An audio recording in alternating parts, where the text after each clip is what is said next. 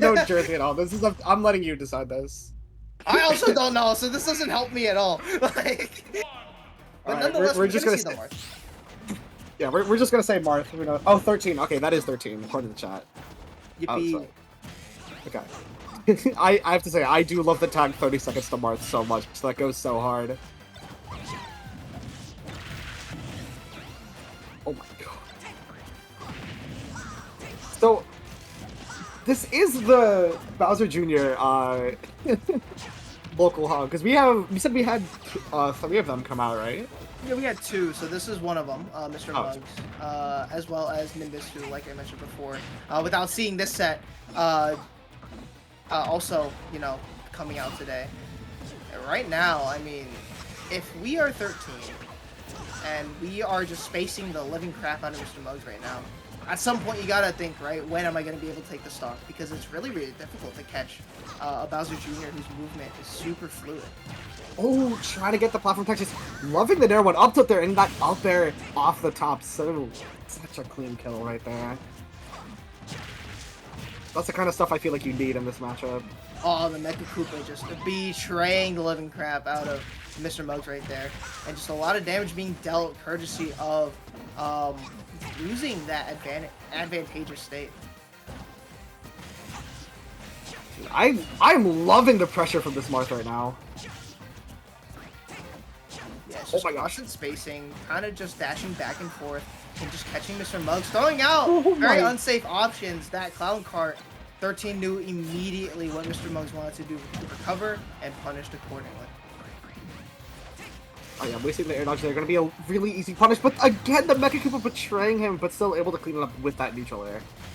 Yeah, definitely coming out to play. I think Mr. Muggs planted that Mecha Koopa the way that he wanted to. Just sending that off stage and catching Marth's recovery, which we know isn't really the best. It's definitely more vertical than horizontal.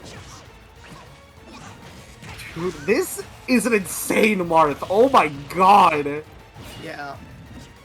It also, I think one thing that I'm noticing that Mr. Muggs is going to have to make some adaptations to is how are you going to deal with tippers? Because that is what's breaking these clown carts, which we know have armor. Right now, that's not really the problem for Mr. Muggs as he finally finds that second stock. But at 102%, you got to play a little bit more safer. Yeah, you definitely want to...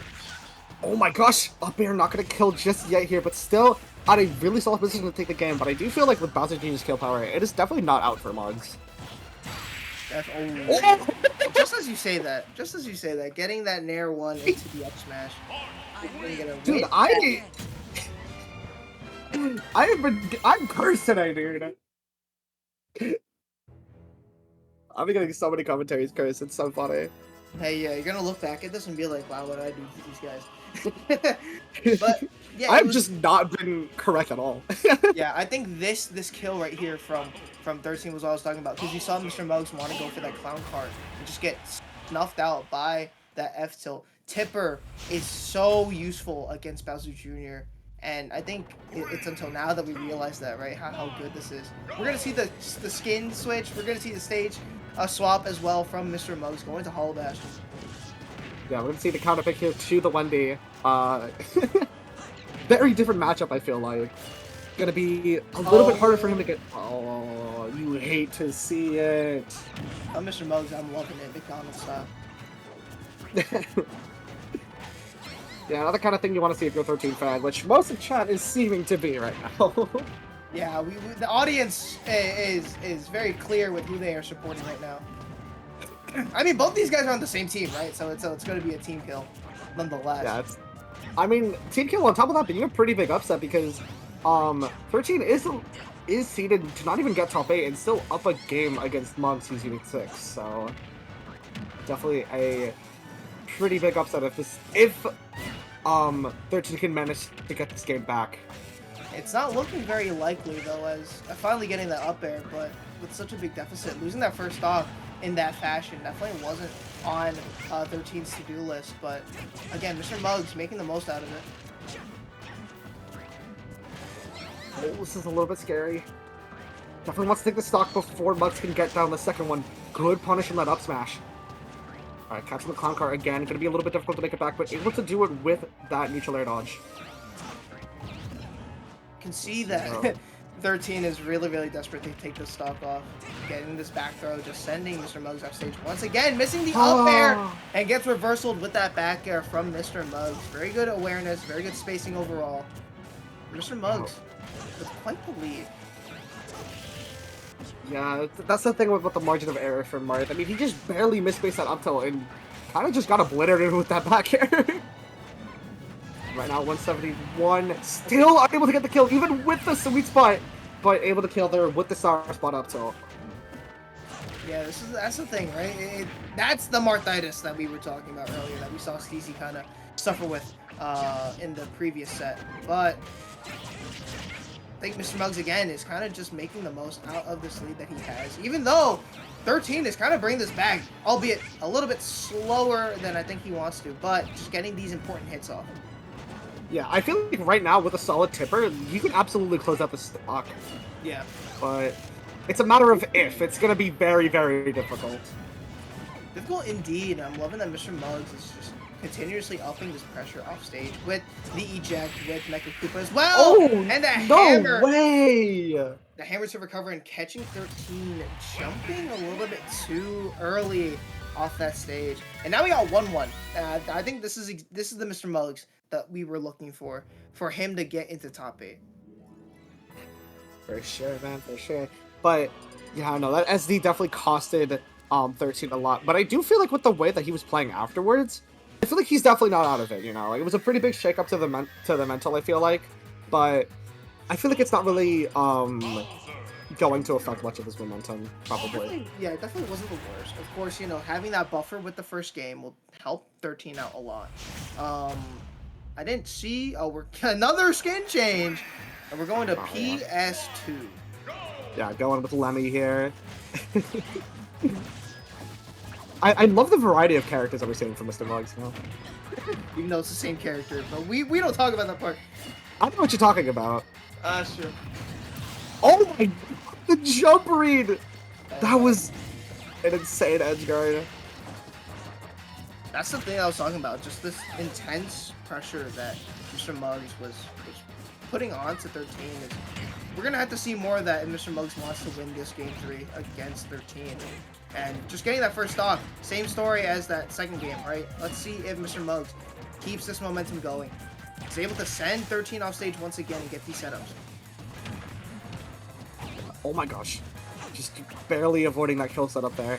This is honestly a really difficult position to claw your way out of. But, oh my gosh. Not even able to get the first stock here. Less than 50% right now on Muggs. So, oh my gosh. Oh, but oh, doesn't get the tipper. Yeah, that was so clean, but just barely not going to be able to get a kill there. Can we talk about that clown car into that animal? That was kind of nuts.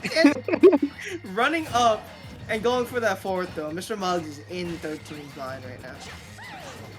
Yeah, no, definitely in the driver's seat here for this game 3, but I'm not going to count 13 out just yet. No, totally not. Again, like you mentioned in that second game, right? All it takes is one good tip, or all it takes is one good conversion, and all of a sudden, 13's back in this game. It really is who can dish out damage the most, but it's looking like the damage is being dealt, and the damage is permanent as Mr. Muggs trying to seal this game and the set. But 13 not going to back out without a fight. Oh, this is definitely a little bit scary. You don't want to be in this kind of position, especially versus a character like Bowser Jr. with that just, or Lemmy's rather, with that just insane kill power. I mean, we saw it there. Just a straight backer, even from center stage, able to close out the stock at like around 100%. But 13 is definitely struggling to take the stocks here. Not finding the tippers that they want. Not finding the conversions either. And this just goes down to show, like, this just goes to show how well Mr. Muggs has been playing very defensively, because you can see, right, he's not approaching. He doesn't want to approach. He doesn't want to give 13 a chance at all to take, just dish out damage. That was a crazy little combo. Yeah, this is looking kind of rough. Oh, good jump out of that dash grab. Mr. Muggs trying to find a jab, trying to find a forward smash, or even an aerial of some sorts to take the stock. Recovering high, gets the nair, sends 13 off stage. This might be it. No, you give 13 a second lease at life. Oh, trying to go for the grab release, but yeah, this isn't Brawl. You're not gonna get that much stun. Alright, good grab. Forward throw, getting him off stage again. Not gonna kill anytime soon. Oh, trying to get something with the falling cannonball. But... Oh. Still close game. Still anybody's game. Oh, but it might be over there with that forward throw. Yes, it will be. Too much damage. And 13 gonna be knocked down. But that was quite the set, right? I mean, that first game was crazy. Mr. Muggs, again, just making some slight adjustments to his gameplay and then winning that. It's so weird, right? These lower seeds that we're seeing today just kind of show off, and then kind of, you know, trying to give us a reason as to why they should be seated higher. Yeah, giving these top seeds a reason to sweat a little bit. I mean, they may be seeded to lose, but they're definitely not going down without a fight. That's the beauty of New Jersey right there. Hell yeah. I have to say, I didn't notice this until chat pointed it out. Bugs apparently fractured his arm, so doing this with an injury is insane. Yeah, I think he's got like maybe 3 or 4 weeks left. I may be wrong. Oh my god. Yeah, no, he's a baller. He's showing that, you know, he just wants to keep on competing. And the fact that he's, you know, getting top 8s pretty often with an injury shows his dedication to his craft. And I mean, you could see the fight right in this set where he just wins that 2-1. I mean, the comeback was crazy. Just getting those early stocks off at the beginning, and then setting the what's it called? Kind of just setting the pace of this set by just taking the stocks early and then playing patiently, waiting for 13 to make a mistake, and then just punishing it. Yeah, no, it honestly just came down to punish game. I feel like 13 might have been able to get the That was nice. like a really solid amount. Yeah, that jump read was insane. But I do feel like 13 was able to get really solid neutral wins, but just unfortunately their punish game wasn't at the level where they could take stuff as easily as Mugs could. Also, I had no idea that Bowser forward throw killed. I saw that like at the end of the set. I'm like that's not a thing, is it? And then he died. I'm like, why? No, Bowser Jr.'s knockback and damage output is absolutely crazy. But for now, we're going to have to put a pause on our output on these games with a little bit of a break. So we're going to start off with talking about Collision. If you guys want to see these VODs, if you guys want to keep on supporting this great team, make sure to follow that Twitch. Check out their Twitter at Collision Smash. And if you guys want to see the VODs of these tournaments, go to our YouTube and subscribe there. Alright, and of course, we have to give a little shout out to ourselves here with the Fusion Weekly, you know, every single Monday, come back in, starting at 6 p.m. Also, rotating Buster's side bracket. I'm assuming that's, like, a redemption bracket? Yes. Ooh, dude, redemption brackets are always a good time. Yeah, and speaking of a good time, you guys have to check out Xeno Weeklies at Xeno Zero, where their venue is actually going to be closing very, very soon. So make sure to pop out every Wednesday in Chinatown, 21 Ludlow Street, New York, New York. Check out their Twitch. Make sure to follow Devin3000, as that's where you're going to get all the updates of this amazing organization.